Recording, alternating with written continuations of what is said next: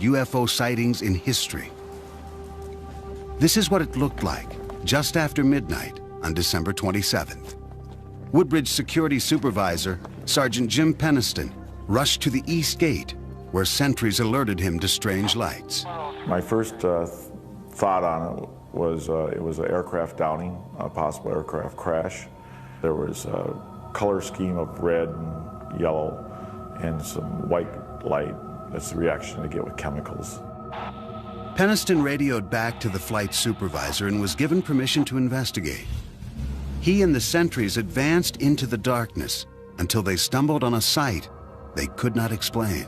The air, for example, had a feeling of electricity in it. My feelings at the time ran from confusion to disbelief. I could not understand for the life of me what this could be. The craft itself measured approximately 9 feet by 9 feet, triangular in shape. It had no cockpit, as far as I could tell. There was no windows, just this very highly shiny, black, glass-like material. And I think the most fascinating part of it, at least as far as I was concerned as an investigator, was the fact that this had identifiable inscription, symbols on the side of it. Peniston says he approached the craft. It was warm when he touched it. Suddenly, it began to move, lifting up silently right before his eyes and disappearing into the night sky. Peniston claims he drew this sketch of the craft at a debriefing the next morning with the Deputy Base Commander, Lieutenant Colonel Charles Halt. The next night, Halt received word that the strange lights had returned. Well, the base commander and I looked at each other quite in disbelief. And I said, well, we both agreed we needed to put this to bed. Eager to debunk the entire affair, Halt collected a Geiger counter, night vision star scope, and a handheld tape recorder. Then, with a few men from the Disaster Preparedness Unit, he drove to the area where Peniston had seen the UFO. Soon, the portable lights they had brought mysteriously flickered and died. Halt, concerned for the safety of his men, ordered several of them back to the East Gate. With the rest of his unit, he walked into the forest checking radiation levels. He says they seemed unusually high. Suddenly, off in the distance, Halt spotted a glowing object. This is the actual recording Halt made of his UFO encounter that night. Okay, we're looking at the thing. We're probably about 200 to 300 yards away. It looks like an eye winking at you, and the flash is so bright to the star scope that it almost burns your eye. There's no doubt about it. This is weird. There's something very, very strange. And there we stood. Well, we didn't know quite what to think of that. But when we looked to the north, suddenly there were objects in the sky. And we watched this in awe. Suddenly the object came toward us at high speed. It moved directly toward us. I can't estimate the speed, but it moved very rapidly. Stopped and sent down a pencil-like beam at our feet. And just as fast as the beam appeared, it just clicked off, disappeared. I still have questions as to what happened. I really don't know what it was. I do know it was something strange, something that was controlled by some type of intelligence, and that's about all I really know. 2 weeks later, Halt described the incident in a one-page memo sent to the British Ministry of Defense. The British government never responded to the memo, but word of the encounter spread. 3 years later, UFO researchers pressured the Air Force commander to release the document under the Freedom of Information Act. Well, he released it. And the very next day I got to meet BBC One, BBC Two, ITV, German TV, Japanese TV, every local radio station. They were waiting on my doorstep at home and at the office. It was just unbelievable. News of the Rendlesham incident also generated enormous interest from UFO researchers and skeptics. Here was a case with highly credible witnesses, trained Air Force personnel. Tucson astronomer and retired U.S. Air Force pilot James McGahey is a UFO skeptic who investigated Halt and Peniston's alleged encounter. McGahey insists Halt mistook the beams from a lighthouse 5 miles away for a spacecraft. That object that was winking at him, which is on the tape, is clearly the lighthouse. Now he's looking at the lighthouse, I think, with a starlight scope. Now remember, here comes this beam of light. He's looking at this light with 100,000 times intensity. What it's going to do is it's going to burn out the image in the center, so it's going to become black. And that's what easily explains the beams and these other things. When Halt's tape is played against the flashing from the lighthouse, this seems to be the case. Right in this position here, straight ahead, in between the tree. There it is again. Watch, straight ahead off my flash back there. There it is. Hey, I see it too. I can't explain that. I really don't know. I never gave it any thought. I do know that the whole time we were out there, we could see the lighthouse. And the lighthouse was about 35 or 40 degrees off to our right from where this whole thing took place. Did area radar operators confirm the UFO sighting? Halt says maybe. They really didn't confirm they found anything, although later I found out that when they reviewed the tapes, they did find some things on the tape. If he has a radar report, I'd like to see it, because I investigated this and I couldn't find one. Skeptics also suggest the Rendlesham UFO might have been a meteor, bright stars, or a Russian satellite that fell out of the sky that night. To me, this is just a case of where a number of people saw some lights, got a little excited, thought about UFOs, and all of a sudden everything they see is a UFO. The first night, it was a combination of a satellite reentry, a meteor fireball, and a police car driving around in the woods. The second night, it turns out to be a lighthouse, some microwave antennas, and some stars in the sky. We had a controlled landing. Apparently, there was no crater. We also had a craft that was able to take back off with absolutely no sound, which tells me high technology, and maneuver back through the tree line, rise over the trees, hover momentarily, and then take off at incredible speed. It's just totally ridiculous to even consider that it was a Russian satellite or a meteor. Impossible. In 1991, believing serious questions were still unanswered, the British government finally responded to the Rendlesham incident. Nick Pope, its top UFO investigator, reopened the case. I've always felt that Rendlesham Forest is a case which displays a lot of important factors all drawn together. You have a multiple witness event. Those witnesses are trained military observers. The Defence Radiological Protection Service had no explanation as to why the radiation readings taken by Colonel Halt's team were so high. Undoubtedly, something very strange had happened there. Pope requested further investigation. The British government said no and closed the file. Perhaps in part due to this fact, Sergeant Peniston arrived at the site at approximately 1 a.m. and re-emerged from Rendlesham Forest after dawn, but can only account for less than an hour of his time. Skeptics question how Peniston could make such an historic discovery and yet not report back to the base for several hours. What we had thought was apparently only maybe an hour's worth of investigation time turned out to be 4 hours. I got a feeling that might have been the adrenaline. We were pumped up at that point in time. What is it that Peniston says he saw and touched that night? To this day, he is perplexed by the entire incident.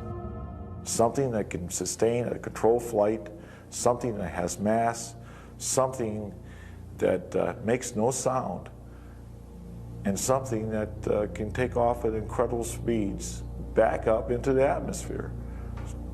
Explain it. I can't.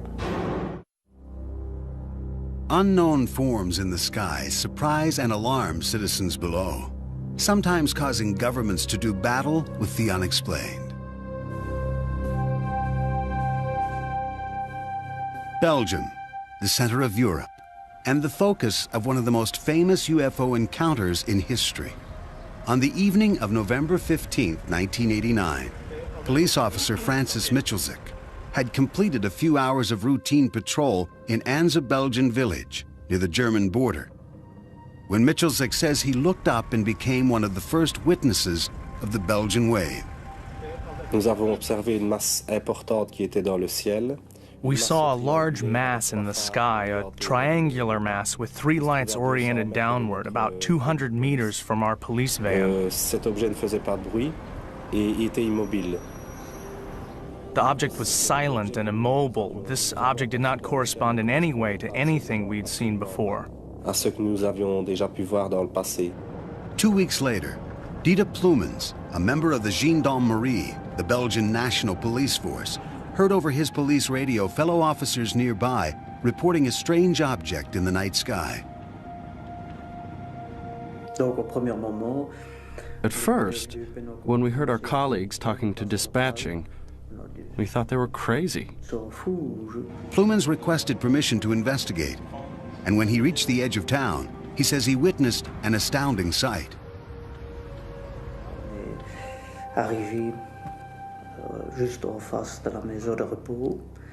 We stopped right in front of the nursing home, and there was an immense object over our heads. The object had 3 lights at its extremities and a blinking red light in the center. At a certain point, I saw a small object leave the large thing, an object which was also flashing, which came straight down and then turned and flew around the back of the nursing home. After that, the large object transformed itself into a single light, and we followed it toward Germany. Belgian radio and TV soon were filled with reports of similar sightings, prompting hundreds of calls to the office of the top UFO research group in Belgium, known by its acronym SOBEPS. Over the next several months, researchers documented more than 800 so-called close encounters. SOBEPS eventually published 2 thick volumes on the Belgian wave. Specific characteristics of the phenomenon were reported by many people. We have hundreds of reports of people who mentioned something below a distance of 100 meters. Then, on March 30th, 1990, the Belgian wave story took a dramatic twist. Near midnight, several police officers called a NATO radar installation with reports of a UFO.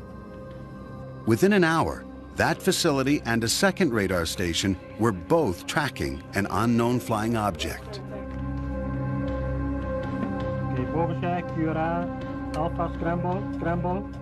The chief of operations for the Belgian Air Force, Lieutenant Colonel Wilfred de Brouwer, ordered ground command to scramble a pair of F-16 fighter jets armed with missiles.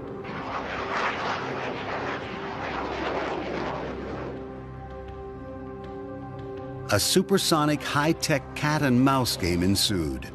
The jets' radar locked on to their targets 9 times. But with each lock-on, the object drastically changed its position. After an hour, the F-16s lost contact and returned to base. For weeks, the encounter was kept under wraps, but Colonel de Brouwer felt compelled to share what he knew. During an interview with a reporter from one of Europe's most popular magazines, Paris Match, de Brouwer described what happened. The story stopped the presses. Within days, de Brouwer called a news conference and told reporters from around the world what he knew and what he didn't know. This is what the pilots saw on their radar. The UFO appears as a diamond in the center of the screen. What these pilots detected was well outside the normal flying envelope of an airplane. In other words, sometimes they had what we call lock-ons on a target, which gave a parameters varying from speeds between 150 knots till 990 knots. An acceleration which occurred in a few seconds. These speeds would be impossible to tolerate for a human being. Colonel de Brouwer never suggested the mysterious flying craft was from outer space. He only said its speed and rate of acceleration were unexplained. Over the next few months, the sightings became more sporadic, and the Belgian wave came to an end. Did the skies over Belgium become a way station for alien spacecraft? If not, what did thousands of people witness? Physical evidence is the key to proving the existence of UFOs. The Belgian wave, despite hundreds of credible eyewitnesses, has produced only one piece of convincing evidence. This photo, taken by a civilian bystander in the town of Petit Réchon. The photo was examined by former NASA scientist Richard Haynes, a specialist in vision, optics, and human perception. My analysis of the Petit Richon photograph suggests very strongly to me that the object that was photographed does not obey laws of physics as we know them. Second point I would make is it's not a forgery. And finally, I think that there may be some clues in this photograph having to do with propulsion and lift. Belgian scientists and skeptics tried to calm what they considered the UFO hysteria of the Belgian wave. A professor at the Astrophysics Institute at Belgium's prestigious University of Liège, Pierre Mega, decided to put the Petit Richon photo to his test. We tried to reproduce this photograph, and we produced this picture, which is well, very close to the original picture. So I think the only way to go ahead and to try to understand more is to do as we did, to analyze the witness report together with the photograph and to see if everything is consistent. And there are so many inconsistencies that it's very hard to believe it's a true picture. I don't see how someone could recreate this down at almost the grain level of the film. It would take a Steven Spielberg kind of a capability to do this in a technical laboratory. The most convincing evidence for the skeptics' position involved the radar lock-ons by the F-16s. Belgium's Electronic War Center analyzed the radar tapes and found that the object descended below ground level at some points, a physical impossibility. The center concluded that all but one of the radar lock-ons were really caused by electromagnetic interference or unusual atmospheric conditions. Eventually, even SOBEPS agreed. But one major question remains unanswered and unexplained. Experts say that when ground-based and air-based radar track the same object simultaneously, the object is real. One of the lock-ons, a simultaneous tracking of the UFO by one of the F-16s and the ground radar station, has never been explained. If I remember, it's lock-on number 9. Which has some very weird characteristics. And these characteristics doesn't fit with atmospherical explanation, not at all. Thousands of people still wonder if what they saw came from another world. Others ask if that single perplexing radar report is a clue to civilizations in distant galaxies. Questions for those who find answers in the unexplained. For years, the U.S. government seriously investigated sightings of UFOs. Thousands of cases passed through the hands of military and other government agencies. Most of these cases had rational explanations. The rest remained classified as unexplained.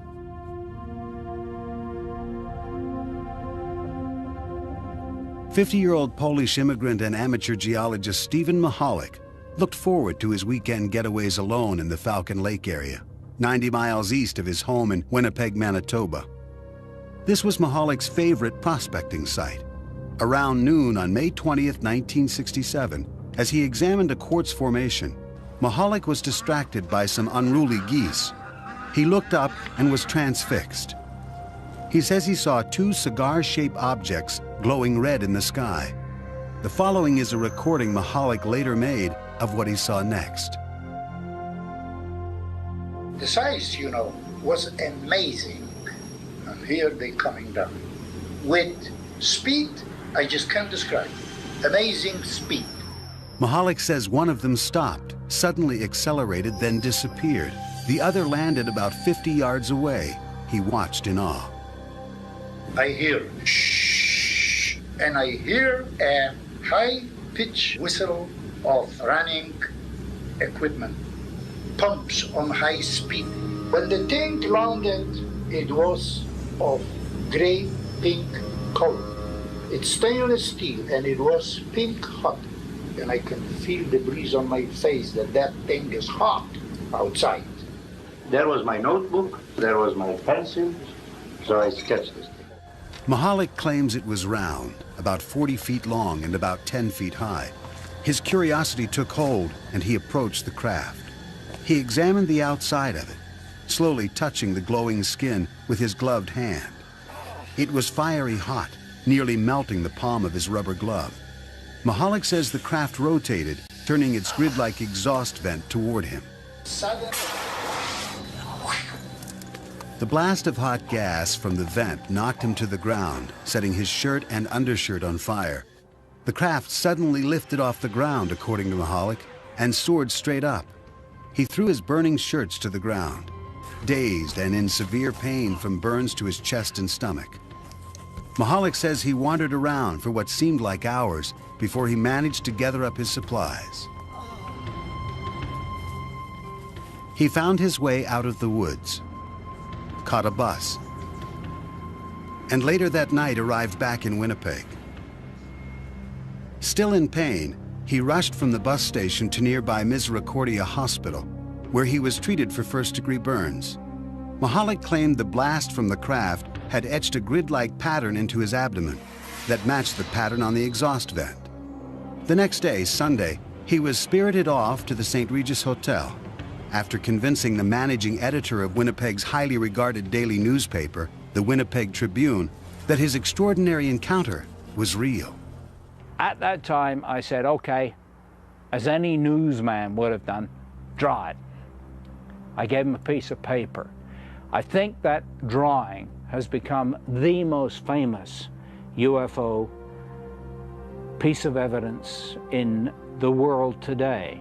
He sat down, he drew it in front of me. I hid it. I talked to him.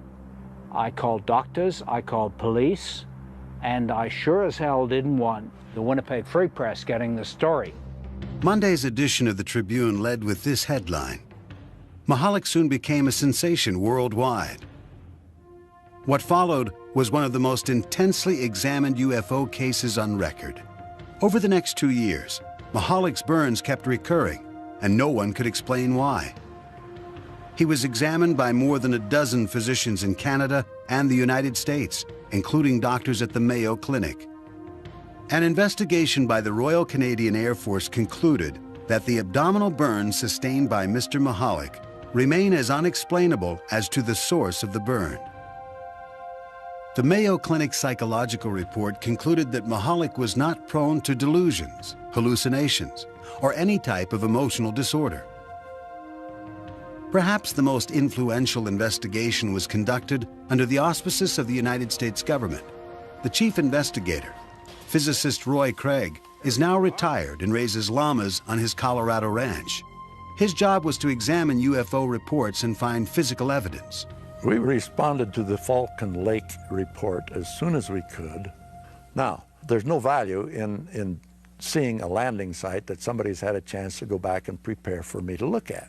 But if we could get back and find a landing site that had not been seen by anyone else or been altered by human beings, there may be something there that we could use as real evidence that he had a real experience. I mean, comparable with the appearance of human beings on Earth. 2 weeks after the encounter, Craig flew to Winnipeg and joined Mahalik on his first return to the landing site. He guided us on what he said was a big search for the site. Actually, we just roamed around in haphazard circles, coming back to about where we started and didn't go very far at all. He was trying to give us the impression of leading us on a search for a site. And we all concluded that the site probably did not exist. With no apparent physical evidence, Craig classified the case as without merit. The American investigation was over. University of Manitoba astronomer Chris Rutkowski, believing the government reports left many questions unanswered, launched his own investigation. In 1994, he published The Falcon Lake Case, Too Close an Encounter, in the respected Journal of UFO Studies. The terrain around the site is very rugged, very rocky, The brush is very, very dense. The trees all look alike. The rocks all look alike. And to a person who's disoriented, not feeling very well, it might be very, very difficult to find the exact site after some period of time has elapsed. Skeptics, disagreeing with Rutkowski, also do not believe that Mahalik would make physical contact with an extremely hot object he assumed was a UFO. But this does not surprise his son. He is the kind of fellow that fear is not in his vocabulary. Not that he's a fearless man, but that when he sees something he doesn't understand, he doesn't fear it. He just chooses to understand it. Skeptics wonder why no one else saw the craft. I talked with the people who were in charge of managing the fire tower.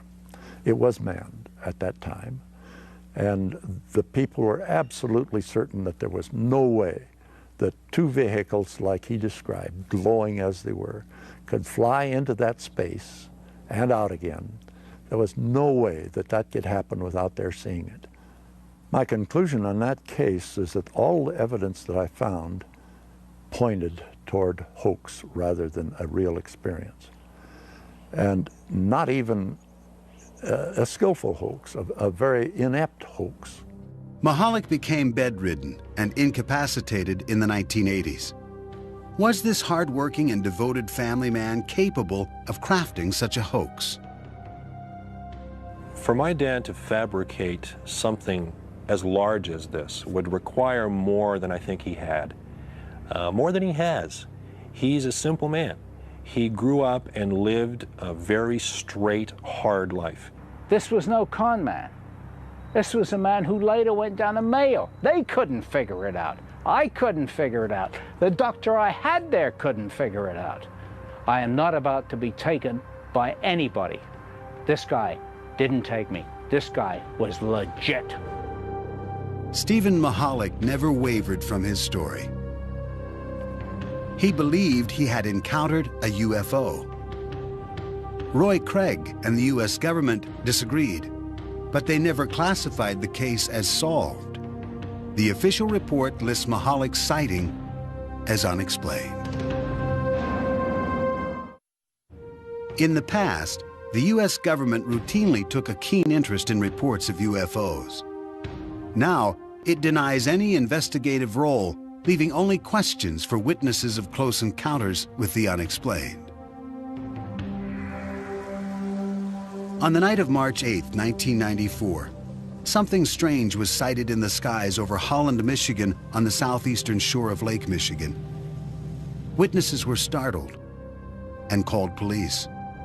There were at least 4 lights, and they were all flashing like okay, they were the sequence. It was a kind of like a V. There was like probably 4 or 5 lights, and they were all flashing right in a row from the top all the way down to the bottom. The lights hovered over the outskirts of town near the home of Holly and Daryl Graves. Their 15-year-old son, Joey, was sitting in the living room watching TV. Out of the corner of my eye, I saw a light, and I looked out the window, and there was a round circle of light. I called my parents in, and they were sleeping. They didn't know what was going on, and my mom, she called 911 to get a cop or someone out here to look at it. 911. We were just wondering, have you heard anything about these lights that are flickering up here? It's different. I've never seen anything like it. Okay, we'll have somebody check it out. It looked like a sphere. The lights were really weird because they changed, but they kind of faded into a different color, so it wasn't like regular lights. So it was kind of weird. We watched it up to about a half hour, just slowly moving south. We were just in awe, I think, about the whole thing. There was no noise. It was very peaceful out. We just stood there and watched this object. At that moment, Officer Veldhuis pulled in the driveway. Well, what I saw were 2 bright lights. Their movement was something that really caught my attention. Their speed accelerated, and then it slowed down again. And I decided to have our 911 dispatcher contact a radar operator in Muskegon, Michigan. It was a clear night. It was about 10 p.m. I was alone on duty, and we had a call from the central dispatcher in Ottawa County, which is quite common for the police department to call us whenever they have any type of weather questions. Weather Service, Muskegon. Hi, Muskegon. This is Ottawa County 911 calling. You getting anything weird down in the southern Ottawa County area? Bouchon checked his radar for any images, what radar operators call returns. I'm seeing 3 of those. They're very strong. These are huge returns. I've never seen anything like this. Not even when I'm doing storms. This is really weird. These are bigger than planes. They're about over the center of Lake Michigan, 3 of them in a triangle. What was extraordinary about this case was that radar apparently detected the object at the same time witnesses saw it. It is a level of confirmation rarely achieved in reported UFO sightings. Airplanes look like they're moving. These were just sitting still. And then a few minutes later, they would disappear from one spot and show up somewhere else. I really didn't know what it was. Strange lights in the night sky, moving at otherworldly speed. The image confirmed on a radar screen. Was this finally convincing evidence of a technology far beyond our own? Had alien spacecraft paid a visit to Holland, Michigan? There was no explanation for these sightings. A reporter for the Muskegon Chronicle, Michael Walsh, decided to investigate for himself. He too found the story remarkable. We've had past articles where people have reported some strange phenomena, especially at this time of year. But not once did we ever have any dual confirmations, visual plus the radar. Others began looking into the incident, fascinated by the radar confirmation. A professor of natural sciences and, at the same time, the editor of the Journal of UFO Studies, UFO researcher Michael Swords met with radar operator Jack Bouchon. We went into the radar room. This young fellow really knew how to use the equipment. He would show us the difference between a hard count of something like an airliner and a soft response of something like a storm cloud. And it was obvious this was an extremely competent operator. Skeptics point out that Bouchon was still a Weather Service intern at the time of the sighting. California engineer and skeptic Robert Schaefer thinks he can explain what the images really were. The National Weather Service says that they tracked the number of objects over Lake Michigan, but of course not everything that turns up on radar is a solid object. Radar is subjected to mirage conditions of various kinds.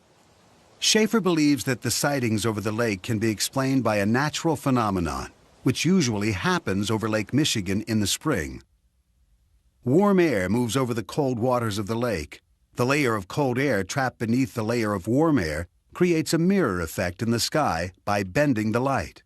This effect is called a temperature inversion. One of the best-known investigators of UFO sightings, Philip J. Klass, is a technical journalist for Aviation Week in Space Technology and an expert on radar systems.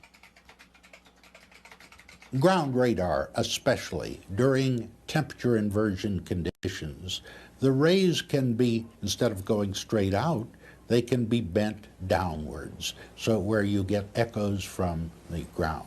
We're trained to know the difference between temperature inversions and, for instance, precipitation, because they appear to be the same thing. Klass says that since Bouchon was using old linear radar, not the newer Doppler radar, the images were probably atmospheric tricks. It is a weather radar. It is not designed, especially, to detect metal objects or aircraft. These returns were not only hard returns, but they showed up in this geometric pattern. And that when, say, the lead return would move out into Lake Michigan, the other two would stay behind. Then they would move to reform the triangle. In fact, according to Muskegon Chronicle reporter Michael Walsh, most of the UFO witnesses did report strikingly similar patterns, shapes, and sizes. I believe that each of them sincerely believed what they saw was something extraordinary. That's not to say that it's extraterrestrial or paranormal. It may very well be a very physical manifestation of something that we don't yet know about. There is no consensus on what the UFOs over Holland, Michigan might have been. Skeptics point to a temperature inversion and its effect on both the lights in the sky and the radar on the ground. Witnesses, including a Weather Service radar operator, say they know they saw something real. But what was it? I have no idea. Personally, I'm not sure of what I saw either. Well, it was a UFO. I was like in awe. Do these eyewitness accounts and the radar confirmation merit further investigation? The government answered that question long ago. It says no, leaving this encounter one that may forever remain unexplained. Since the 1940s, believers in the unexplained have charged the U.S. government with conspiracy and cover-up. In the 1990s, those charges concentrated on a super-secret military base.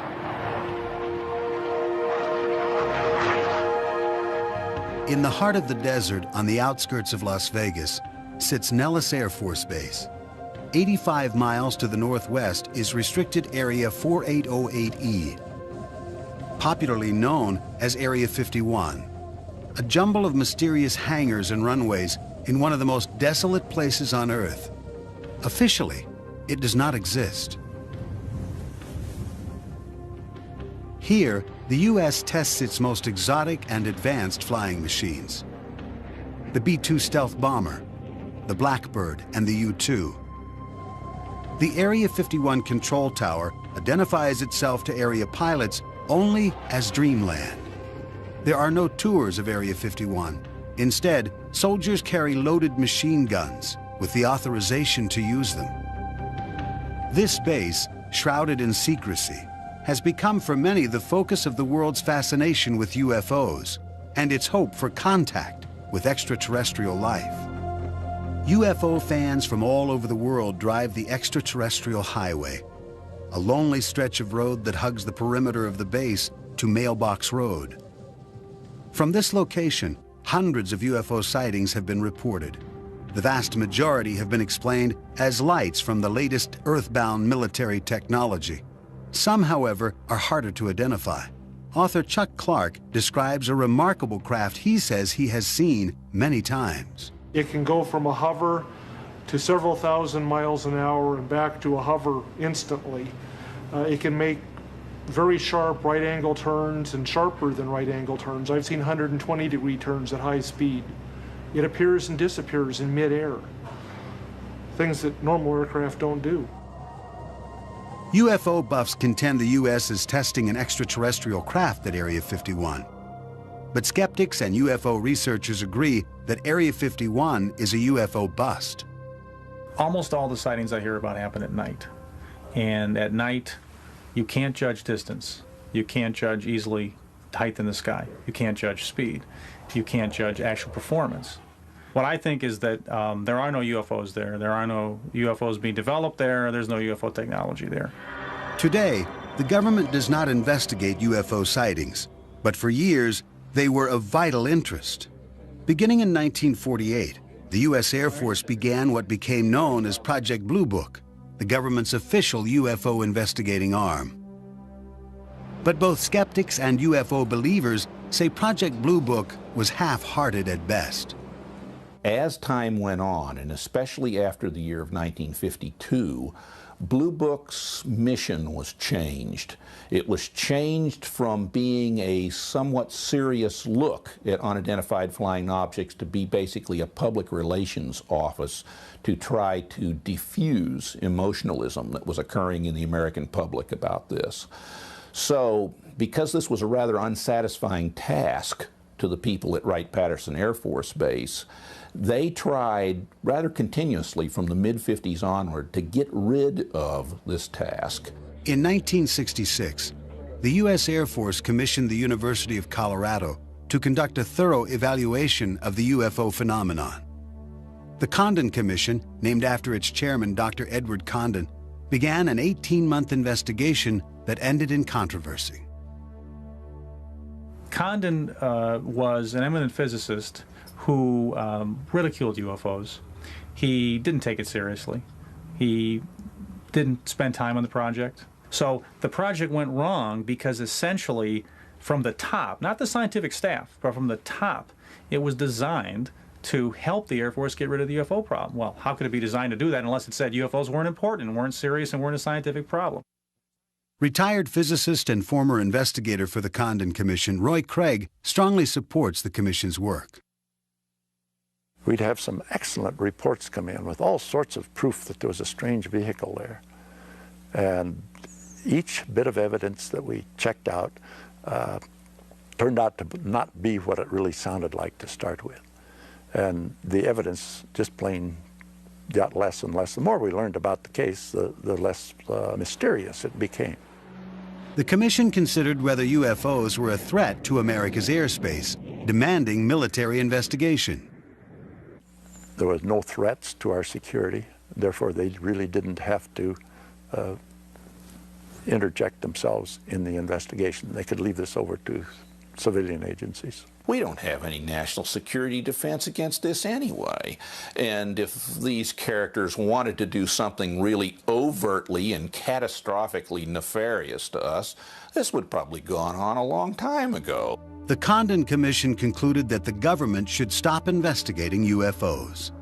As a result, in 1969, after 21 years and 15,000 UFO reports, including thousands classified as unexplained, the Air Force closed down Project Blue Book.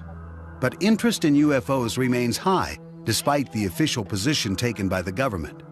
Was the government justified in terminating its UFO investigations?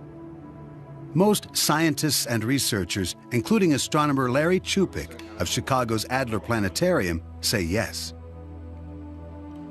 We don't find that the stories of aliens in some government hangar are true. We don't find pieces of spacecraft. I think when people look at the sky and they don't know what they're seeing, they tend to think of unusual things. And they've heard reports. So reports can stimulate them to make their mind see something they're not really seeing. I don't reject the idea that there are flying saucers on Earth from elsewhere on the basis that has always been given that our universe is so vast that they couldn't get here, and therefore they aren't here. We could not, because of our ignorance of our universe, say that other beings could not be here. I think it's arrogance to make that kind of statement on the basis of our current scientific knowledge. But that doesn't mean that I think they are here. I don't believe we've been visited by extraterrestrials. I haven't seen the evidence for it yet.